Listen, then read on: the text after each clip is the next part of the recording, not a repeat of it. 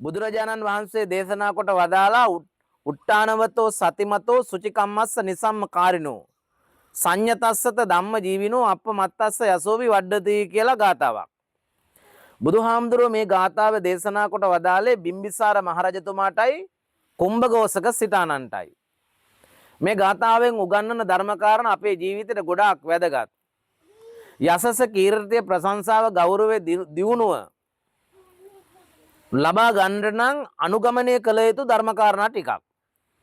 හරි ලස්සන්ට හරියගේට පිළිවෙලකට ක්‍රමානුකූලව ජීවිතය සකස ගන්න ධර්මකාරණා ටිකක් තමයි මේ ගාථාවේ බුදුහාමුදුරුවෝ උගන්වලා තියෙන්නේ. දැන් අපි හැමදෙනාම කැමති ඉන්න තත්ත්වෙන් ඉස්සරහට යන්න. අපි කැමති දියුණුවක් දකින්න, සතුටු වෙන්න, සැනසෙල්ල ලබන්න, සෞභාග්‍ය උදා කරගන්න, වාසනාව උදා කරගන්න. අපිට තියෙන අපල උපද්දරව දුරු කරගන්න, ගහපල ටික නැති කරගන්න, ඇස්වා දෝෂ දුරු කරගන්න, කටවහ දෝෂ දුරු කරගන්න, පෞල් ජීවිතවල සමගිය උදා කරගන්න, දරුවන්ට ඉදිරි ජීවිතය සාර්ථක කරගන්න. ඔබ හැමදෙනාගේම දියුණුව අපේක්ෂාවෙන් ඔබ බලාපොරොත්තු වෙන පිරිසක්. අපිව ජීවත් කරවන්නේ දහසකුත් බලාපොරොත්තු වුණු. ඉතින් අපිව ජීවත් කරවන අනේක විද දහසකුත් බලාපොරොත්තු ඉටු කරගන්නට වැදගත් ධර්මකාරණා කීපයක්. මොනවද? උට්ටානවතෝ උත්සාහයෙන් වැඩ කරන්න ඕන. ජීවිතයට පැහැදිලි ගමනක් උදා කර ගන්නට නම් උත්සාහයෙන් වැඩ කරන්න ඕන. සතිමතෝ සිහිය තියෙන්න ඕන. ඒ වගේම සුචිකම්මස්ස පිරිසුදු කර්මවල යෙදෙන්න ඕන. කියන්නේ පිරිසුදු වැඩ කරන්න ඕන. පින්කම් වගේ දේවල් වල යෙදෙන්න ඕන. නිසම්ම කාරණෝ පරීක්ෂාවෙන් කටයුතු කරන්න ඕන. ඒ වගේම සංවර වෙන්න ඕන. සංයතස්සත කිව්වේ සංවර වෙන්න ඕන. ධම්ම ජීවිනෝ ධර්මානුකූල වෙන්න ඕන. අප්‍රමත්තස්ස අප්‍රමාදීව වැඩ කරගන්න ඕන. අපි මේ සමහර විට මේ ජීවත් වෙන අවසාන අවුරුද්ද වෙන්න පුළුවන්. අපි මේ ජීවත් වෙන අවසාන මාසෙ වෙන්න පුළුවන්. අපි මේ ජීවත් වෙන අවසාන සතිය දවස පැය තප්පරය වෙන්න පුළුවන්. ජීවිතය කියන්නේ තනාග තියෙන පිනිකැටයක් වගේ. ජීවිතය කියන්නේ මැටි බඳුනක් වගේ. මැටි බඳුනක් කොයි වෙලාවෙ අතරේද කියලා දන්නේ නැහැ. අතහැරුණොත් බිඳෙනවා. ජීවිතය කියන්නේ ලොකු කාලයක් ජීවත් වෙන්න තියෙන එකක් නෙමෙයි. දුර්ලභ මනුස්ස ජීවිතයක් අපි ලැබුවත් බොහෝ කාලයක් අපිට මේ ජීවිතය ගත කරන්න විදිහක් නැහැ. අපිට ජීවත් වෙන ටික කාලයක් තියෙන්නේ. ඒ කෙටි ජීවිත කාලය අර්ථවත් කරගන්න තමයි මේ ධර්ම කාරණා අපිට වැදගත් වෙන්නේ. පැහැදිලිද කතාව? එතකොට ජීවිතේ ලස්සනට ගමනක් යන්න තමයි මේ ඔයගොල්ලන්ට මේ ධර්ම දේශනා කරන්නේ. අපි උත්සාහයෙන් වැඩ කරනවා නම්, අපි සිහියෙන් වැඩ කරනවා නම්, කරන හැම වැඩක්ම පිරිසුදු නම්, පරීක්ෂාවෙන් කටයුතු කරනවා නම්, අපි සංවරශීලී ජීවිතයක් ගත කරනවා නම්, අපි ධර්මානුකූල වෙනවා නම්, අපි ප්‍රමාද නොවි කටයුතු කරනවා නම් අපේ ජීවිතේ දියුණුව හැදෙනවා. අද කළ යුතු දේ අදම කරන්න ඕන. නේද? අද තමයි ගිලම්පස පූජා කරන දවස. අද තමයි තුරුණුවන් වඳින පුදන දවස. අද තමයි පොයේ දවසට ඇවිල්ලා පන්සල අතු ගන්න දවස. ආයි හෙට කියලා එකක් ඇත්තටම නැහැ. පුංචි කාලේ ඕන තරම් ළමයි මිය යනවා.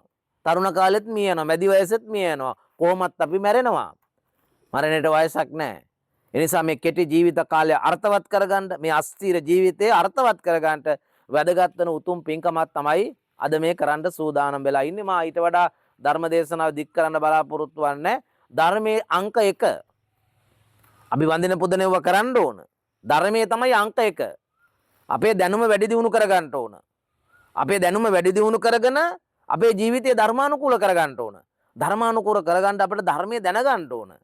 ධර්මයේ දැනගන්න අපේ ජීවිතය වෙනස් වෙනවා ඇත්තටම. අපේ හිතවිලි වුණත් හොඳ හිතවිලි වෙනවා. අඳුරක ඉන්නවා නම් ආලෝකයට යන්න අපිට හිතෙනවා. ආලෝකයක ඉන්නවා නම් ආලෝකයෙන් ආලෝකයට යන්න හිතෙනවා. දුකකින් ඉන්නවා නම් දුකෙන් අත මිදීමේ මාවත හොයන්න හිතෙනවා. කලකිරිලා ඉන්නවා නම් කලකිරෙන්නේ නැහැ. ජීවිතේ මානසික වශයෙන් කඩා වැටෙන්නේ නැහැ. අපල උපද්‍රව ග්‍රහපල ඔය සියල්ල දුරු කරගෙන අපි යන ගමන අපට සාර්ථකව යන්න පුළුවන්. අපි ධර්මානුකූලව හිටියොත්. තේරෙනවද? නිසා ජීවිතයට හොඳ ගමනක් යන්න තමයි මේ ධර්ම කාරණා මතක් කරේ. එතකොට උට්ටානවතෝ යසෝ බිවඩ්ඩති. උත්සාහය නිසා යසස කීර්තිය වැඩෙනවා. සතිමතෝ යසෝ බිවඩ්ඩති. සිහිය නිසා යසස කීර්තිය වැඩෙනවා. ඊට සුචිකම්මස්ස යසෝ බිවඩ්ඩති. පිරිසුදු වැඩ කරන නිසා යසස කීර්තිය වැඩෙනවා. නිසම්ම කාරණෝ පරිස්සාවෙන් කටයුතු කරන නිසා යසස කීර්තිය වැඩෙනවා. සංයතස්සත යසෝබි වඩ්ඩති සංවරකම නිසා යසස කීර්තිය වැඩෙනවා. ධම්ම ජීවිනෝ යසෝබි වඩ්ඩති ධර්මානුකූල වෙන නිසා යසස කීර්තිය වැඩෙනවා. අප්පමත්තස්ස යසෝබි වඩ්ඩති අප්‍රමාදීව ප්‍රමාද වෙන්නේ නැතුව වැඩ කරන කෙනාගේ යසස කීර්තිය වැඩෙනවා කියලා තමයි බුදුරජාණන් වහන්සේ අපට දේශනා කොට වදාළේ. ලංකාවට 3 වතාවක් බුදුන් වැඩියා. පළවෙනියට වැඩම කළේ මයංගනේට, දෙවෙනියට වැඩම කළේ අද වගේ දවසක නාගදීපේට. නාගදීපයේ පින්බිමක් බවට පත් කළා. චූලෝදර මහෝදර කියන මේ දෙපළ යුද්ධයක් ඇති වුණා. සමතයකට පත් කරලා සමගිය අගේ එදා දේශනා කළා. අපේ රටට සාන්තියක් උදා කරලා දුන්නු දවස බුදුහාමුදුරුවෝ බුද්ධත්වයට පත් වෙලා වැඩම කරපු උතුම් දවසක තමයි අද මේ නිකව ඓතිහාසික සිද්ධාස්ථානයේ අපි මේ ආධ්‍යාත්මික කටයුත්ත සිදු කරන්නේ.